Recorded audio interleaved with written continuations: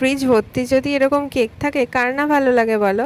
প্রত্যেকটা হোম বেকারেরই কিন্তু স্বপ্ন থাকে তার ফ্রিজে ভর্তি কেক থাকবে, কিন্তু সেই স্বপ্ন কি আর রোজ দিন পূরণ হয়? তবে কিছু কিছু দিন হয়েই যায়।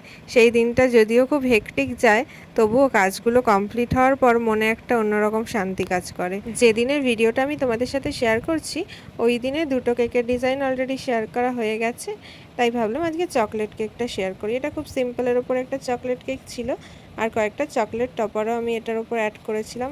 তো যেহেতু সেই দিন অনেক কাজের চাপ ছিল, তাই ডিজাইনটা করার সময় কোনো ভিডিও ক্লিপ আমি নিতে পারিনি।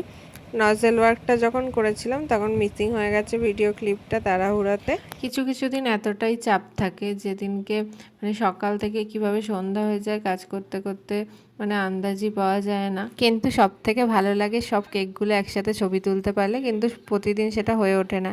এক একজন ক্লায়েন্ট এক এক টাইমে নেয়, তো প্যাকিংয়ের ঝামেলা থাকে, তারপরে ডেলিভারিগুলোও করতে হয় দু এক সময়, তাই সব মিলিয়ে আর ওরকম পারফেক্টভাবে কিছুই হয়ে ওঠে না। তো এই কেকটা কমপ্লিট হয়ে গেছে আমার, দেখে তোমরা জানিও কেমন হয়েছে। ভালো লাগলে অবশ্যই একটা লাইক করে দিও আর ফলো করে পাশে থেকো। Thanks for watching, bye. দেখা হবে নেক্সট কোনো ভিডিওতে।